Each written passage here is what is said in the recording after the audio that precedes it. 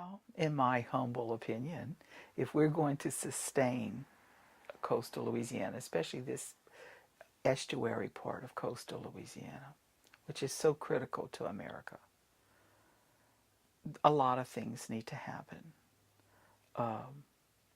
We need to change policies and systems. We need to change the bottom line. We need to realize that some kind of way, the bottom line cannot just be making money.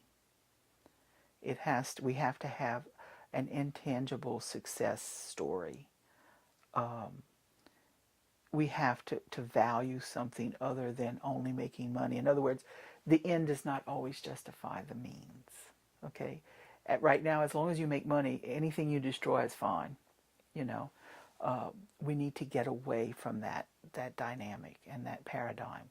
We need to put some brakes on and say, I want to save this for the future, and we may have to pay a hard price to make it happen successfully. But it's what we need to do if we're going to have a future, or our grandchildren or great-grandchildren will have a future in this area. We can't just destroy it now and say that's someone else's problem in the future. We need enforcement by government. We need government who stands with the people and realizes that corporations are not people. We need to get people to be represented properly as people. There are a lot of policy and legal issues that need to be dealt with, but there's a lot of things that you wouldn't think have to do with the environment or pollution or Congress or industry or anything. We need to get people educated. Education is the key. To me, education, education, education.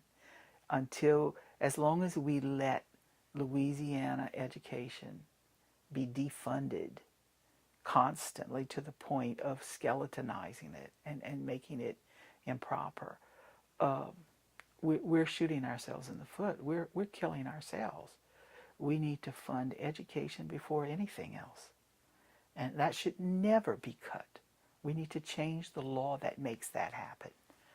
There's a lot of policy stuff that needs to be done, but there's a lot of things that people need to do.